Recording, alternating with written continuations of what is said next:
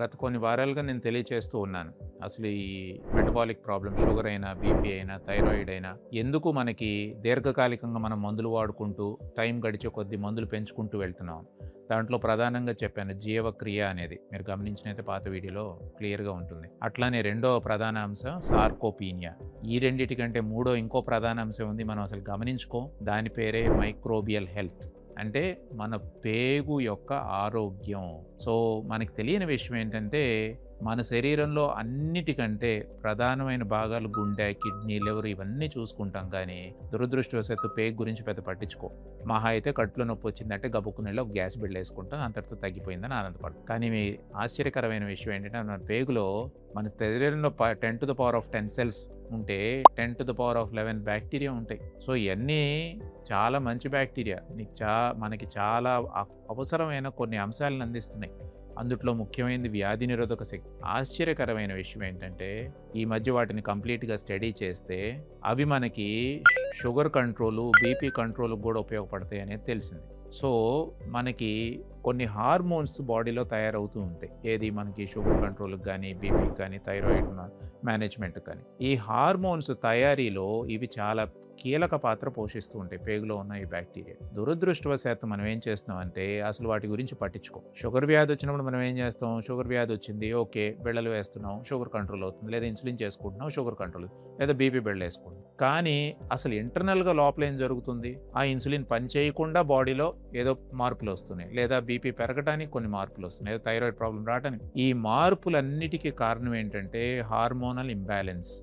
మన బాడీలో ఉన్న హార్మోన్స్ సరిగ్గా పనిచేయకపోవటం. వాటిల్లో ఈ మధ్య మీరు వినే ఉంటారు ముఖ్యమైన హార్మోన్ GLP-1 అనేది. సో, ఈ అంశం ఏదైతే ఉందో ఈ అంశాన్ని కూడా పునరుద్ధరించడానికి ఈ బ్యాక్టీరియా చాలా అవసరం. ఎప్పుడైతే మనం ఈ బ్యాక్టీరియాని పట్టించుకోకుండా మనకు నచ్చిన ఆహారం మనం తింటున్నామో, అవసరానికి మించి గ్యాస్ బిళ్ళలు వాడుతున్నామో, ఈ ఆటోమేటిక్‌గా వాటి యొక్క సంఖ్య తగ్గిపోతూ ఉంటుంది. దీన్ని యాక్చువల్‌గా ఇప్పుడు ఏంటంటే మైక్రోబియల్ హెల్త్ అని, గట్ మైక్రోబయోమ్ అని ఇప్పుడు జెనెటిక్స్ ఫెసిలిటీస్ రావటం వల్ల హోల్ జీనోమ్ సీక్వెన్సింగ్ అంటాం. కంప్లీట్‌గా మీ పొట్టలో ఉన్న బ్యాక్టీరియా ఎంతున్నాయి, ఎలా ఉన్నాయి, ఏంటి అని తెలుసుకోవచ్చు అనమాట. అది చేసినప్పుడు ఇటువంటి ఆశ్చర్యకరమైన విషయాలు గత కొన్ని సంవత్సరాలుగా బయటపడతాయి. సో, ఇప్పుడు మనం ఫోకస్ ఏం చేయొచ్చు? మన యొక్క బ్యాక్టీరియాని కనుక మనం పునరుద్ధరించుకోగలిగితే, అంటే మంచి బ్యాక్టీరియా వల్ల కూడా షుగర్ కంట్రోల్ అవుతుంది, బీపీ కంట్రోల్ అవుద్ది. మీకు అర్థమయ్యే భాషలో చెప్పాలి అంటే పేగుని శుద్ధి చేయటం ద్వారా కూడా షుగర్ కంట్రోల్ అవుద్ది అంటే ఒక్కోసారి నమ్మశక్యంగా ఉండకపోవచ్చు కానీ ఇది ప్రూవెన్ సైన్స్. సో, ఇది 100% జరుగుతుంది. సో, దీనికి మనం చేయాల్సిందల్లా ఏం లేదు. మనం ఫస్ట్ ఆఫ్ ఆల్ మన పేగు పరిస్థితిని తెలుసుకోవడానికి ఈరోజు పరీక్షలున్నాయి.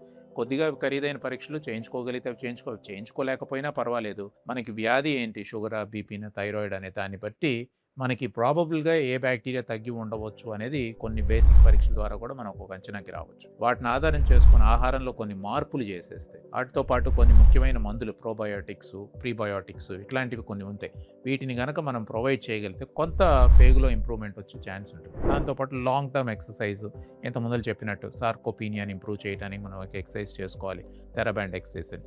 వీటిని గనక క్లబ్ చేసినట్లయితే మనం చాలా ఈజీగా ఈ అంశాలని మనం వెనక్కి తీసుకెళ్లే అవకాశం ఉంటుంది. ఈ మెటబాలిక్ ప్రాబ్లమ్స్ ఏదైతే ఉన్నాయో, షుగర్ కానీ, బీపీ కానీ, థైరాయిడ్ కానీ, దురదృష్టవశాత్తు ఏంటంటే ఇవి మనం గమనించుకోవట్లేదు. కేవలం మనం ఎలా చూస్తున్నామంటే ఒక నెంబర్ని చూస్తాం. ఒక షుగర్ ఇంత ఉంది, ఇంత బిళ్ళ, బీపీ ఇంత ఉంది, ఇంత బిళ్ళ.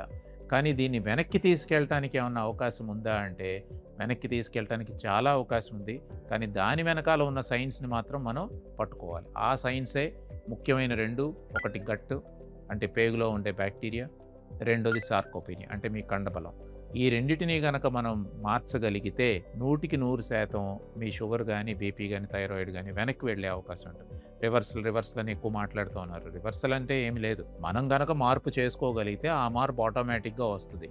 సో, వీటిల్లో చాలా వ్యాధులు షుగర్‌లో కానీ, బీపీలో కానీ, థైరాయిడ్, మెటబాలిక్ ప్రాబ్లమ్స్ వీటిల్లో చాలా వరకు ఏంటంటే మనం చేయాల్సిన మార్పులు కొన్ని మనం తెలియక ఓన్లీ నడుస్తూ ఉంటాం, లేదా తిన్నదే తింటూ ఉంటాం, లేదా నేను అసలు ఏమి తింటలేదంటాం, లేదా నేను అసలు తినటం మానేశాను అయినా సరే నాకు ఇంప్రూవ్‌మెంట్.